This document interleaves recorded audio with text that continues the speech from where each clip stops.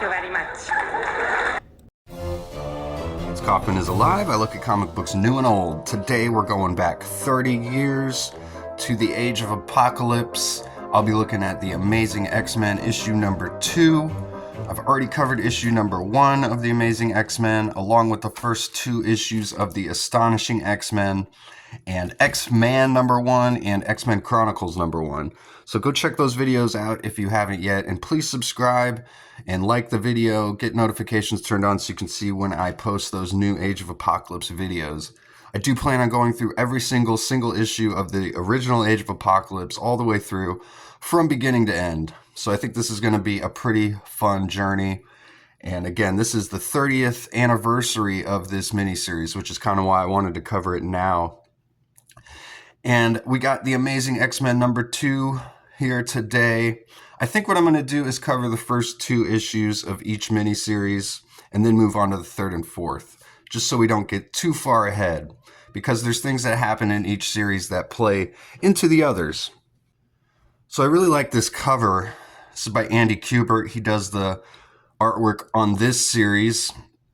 His brother, Adam Kubert, actually does the artwork on the Weapon X series here. Today we're looking at Andy's work. And this is a cool cover. I like that you can kind of turn it in any direction here, and it still works as a cover. I like the upside down version here. But yeah, from any angle, this works as a cover, which I think is pretty cool. And we meet this character named Abyss here today. He is the newest Horseman of Apocalypse. He's got a really interesting look and design. I believe this is like his first full appearance, if I'm not mistaken. I don't think he's ever appeared in X-Men before the Age of Apocalypse. Please correct me if I'm wrong on that. But again, he's got a pretty interesting design and power. He's basically got no real physical form or body. He's got like these giant tendrils that come out of him that look like, wrapping paper spirals or fruit roll-ups or something. And he's got these giant, they're like arms or fingers, but they're actually his rib cage. But he uses it to like grab people here. As you can see, they're like part of his rib cage, but they're also like fingers. And he's got no real physical form, just this like spirally wrap that goes around him like tendrils. And he's written kind of like Deadpool. He's like insane sounding. He's always cutting little quips and jokes. But at the end of the last issue, he kidnapped this child from these humans who are trying to escape from America. And he kidnaps this one child as the X-Men are confronted by the Brotherhood here of Apocalypse. They're not called the Brotherhood of Evil Mutants, but just the Brotherhood. And they're led by the Madri, who's the Apocalypse's priest. And Quicksilver is the leader of this X-Men team. He's been given the leadership role by his father, Magneto, who is, of course, the overall leader of all the X-Men. But this team here, let's talk about this team a little bit. We got Quicksilver and Storm here. They're kind of the co-leaders, I guess you might say, although Quicksilver is the leader. And Storm, as you can see here, very close to Pietro in this series. We do find out there's a lot of character building in this issue. I feel like we're learning a lot about these characters, kind of where they're at this point. We see one of the Brotherhood members, Vanessa, also known as Copycat here, this character. She has shape-shifting abilities, so after Quicksilver is chasing after her, and the character that we know as Box, they just call him Brother Madison here, but he's from Alpha Flight, this robot-like character.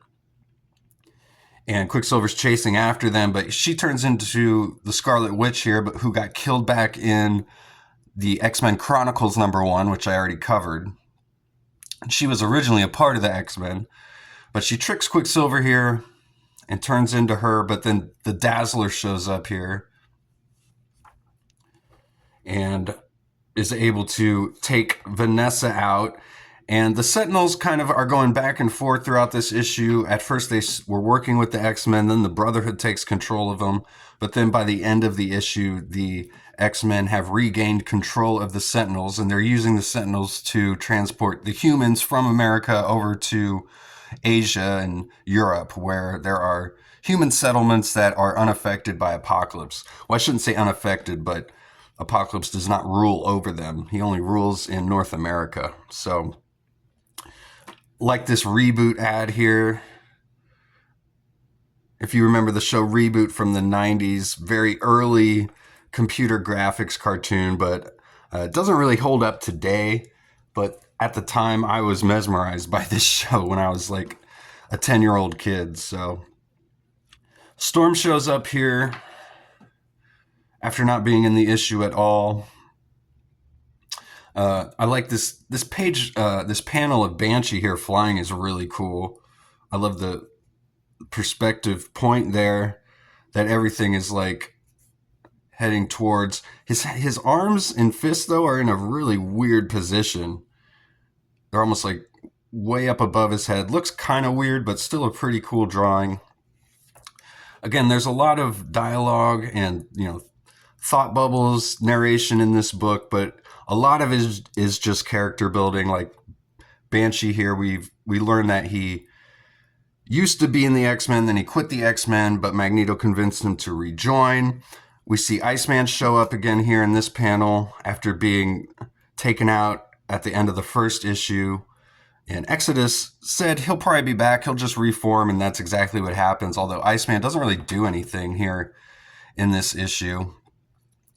I did want to talk about the team a little bit. I got a little sidetracked, but we got Storm and Quicksilver here. There's Dazzler as well, and she seems to be a bit more powerful here in this series. We got Exodus as well, who have joined the X-Men here, as opposed to being one of the villains. Banshee, who I just mentioned, and Iceman again, who really doesn't have too much to do. I do like this Iceman in this universe. In the Joe Madureira book, the Astonishing X-Men book here, you'll notice that he draws Iceman without a mouth, and they give him the hair too. And this was kind of the first time that Iceman had changed his look up from the bald head to having hair. And again, Joe Mad, he draws him without the mouth. And actually in the pages here, we see Iceman, he doesn't have a mouth. But on the cover, maybe Andy hadn't gotten the memo yet, and he does give Iceman a mouth. But I always like that look on Iceman. This Age of Apocalypse look of Iceman was always my favorite. But again, he doesn't have too much to do in this series at all. So Banshee is trying to track down the Madri, who was the leader of the Brotherhood, and he had escaped. And he finds him at this ship, but he's been strung up and killed.